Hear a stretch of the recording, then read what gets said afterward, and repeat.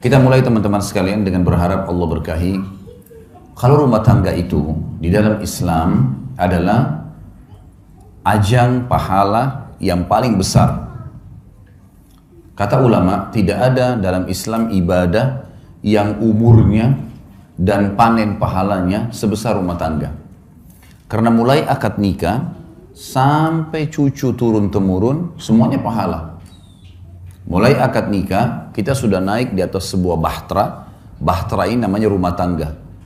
Mau kita sedang tidur, mau kita sedang makan, mau kita sedang duduk, intinya kita sedang berada di sebuah bahtera namanya rumah tangga. Itu per detiknya kita sedang menjalankan ibadah sebenarnya.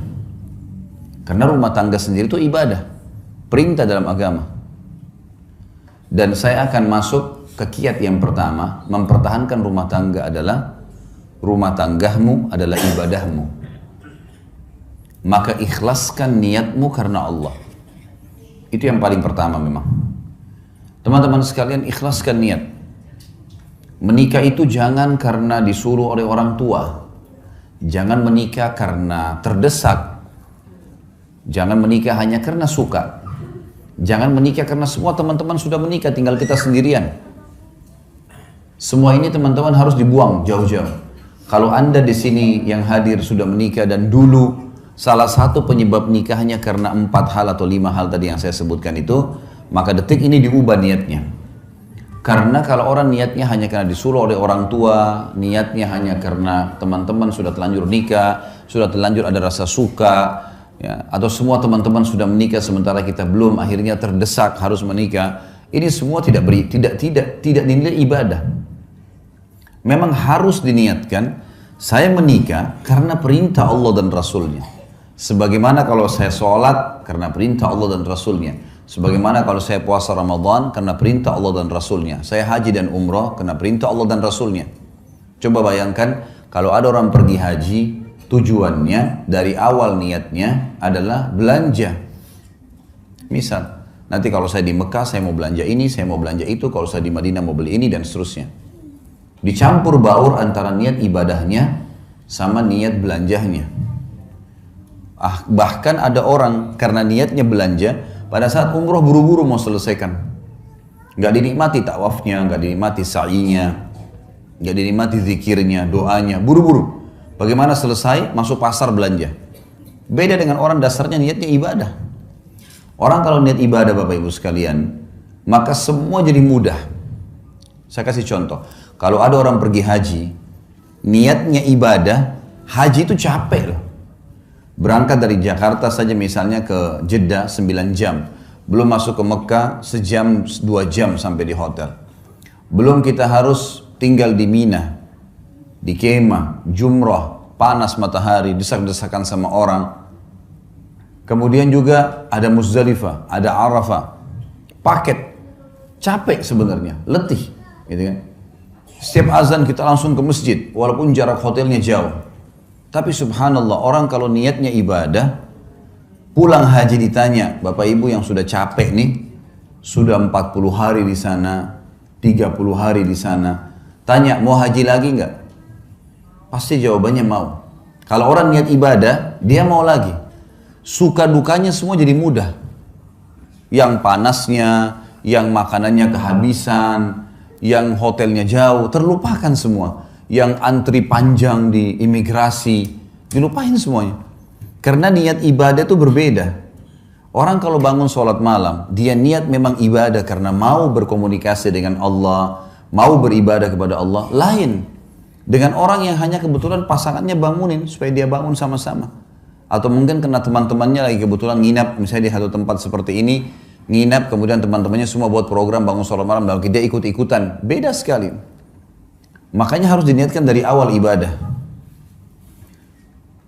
Ada sebuah kata kunci dalam masalah ini.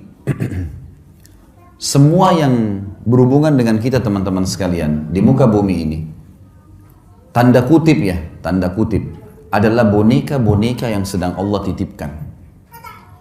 Saya bilang sama istri saya, dan saya juga sampaikan ke Bapak Ibu sekarang, saya juga sampaikan dalam pelatihan-pelatihan saya. Kalau kamu, saya bilang sama istri saya, adalah titipan Allah kepada saya. Saya anggap kamu tanda kutip boneka, tanda kutip yang Allah titipkan, mengatakan Khalid ini istrimu. Didik dia, lindungi dia, berikan dia hasil keringatmu, nafkahmu. Karena saya, maka saya akan berikan pahala, kau masuk surga. Saya bilang sama istri saya, sebaliknya, kamu juga begitu. Kamu nganggap saya, tanda kutip, adalah boneka, tanda kutip ya, yang Allah titipkan. Ini suamimu ya. Layani dia, cuciin bajunya, buatin masakannya, biologisnya, didik anaknya, jaga amanah rumahnya. Karena saya, kata Allah, saya kasih pahala, mati, masuk surga. Ini yang dimaksud dengan ibadah nih. Seperti itu kita memahaminya. Sehingga kita tidak pernah jenuh dalam menjalankan kewajiban. Coba bayangkan Bapak Ibu sekalian, di sini kita mulai dari bapak-bapak misalnya. Istri kita nggak pernah kita kenal sebelumnya. Begitu menikah, kita setengah mati banting tulang di luar sana, nagih utang, jual produk, bangkrut usaha, segala macam. Setelah selesai dapat hasil, kita tinggal kasih kepada istri kita. Dia yang makan, dia yang beli baju, dia yang menikmatinya. Kalau bukan karena niat ibadah, bisa saja seorang laki-laki bilang, siapa perempuan ini enak benar. Hasil keringat saya tiba-tiba langsung diambil saja. Satu sisi. Ibu-ibu juga bisa begitu. Begitu akad nikah, mungkin di rumah ayahnya tidak pernah bekerja. Tiba-tiba menikah, laki-laki yang tidak dikenal, cuciin bajunya, siapin sarapannya, layani biologisnya, segala macam. Hamil anaknya dia, spermanya dia. Kalau bukan karena ibadah, orang akan berpikir, siapa laki-laki ini? Gitu. Makanya sering terjadi pertengkaran-pertengkaran dalam rumah tangga kadang-kadang dengan hal-hal yang kecil saja, karena memang dari awal bukan niatnya ibadah. Kalau ibadah pasti akan berbeda. Karena kita tahu suka dukanya akan ada, makin berat sesuatu yang kita jalankan, maka kembali kepada hadis Nabi SAW. Nabi bersabda dalam hadis Bukhari Muslim, Inna idhamal ajri ma idhamal bala. Allah akan memberikan balasan yang besar sesuai dengan kadar beban yang sedang diberikan. Emang begitu. Beda pahalanya orang pergi sholat musim dingin, susah sekali kalau mungkin di negara Eropa yang lagi musim salju dingin, dengan orang yang pergi sholat cuaca lagi enak. Ada cobaannya, lebih besar pahalanya. Beda semuanya. Allah menilai sesuai dengan kadarnya. Kita menikah, ada cobaan, ada ipar, ada tetangga, ada mertua. Mungkin ada cobaan-cobaan dari mereka. Tapi kalau niat ibadah, kita akan laluin. Karena ini semua ibadah. Saya tidak mungkin menikah dengan suami saya saja atau istri saya saja. Tapi saya juga tanda kutip menikah dengan keluarga mereka nih. Tidak mungkin dihapus status orang tuanya. Makanya banyak orang kalau tidak niat ibadah, mertuanya kalau datang, mungkin karena mertuanya cerewet misalnya. Maka dia menganggap, tidak usah datang deh.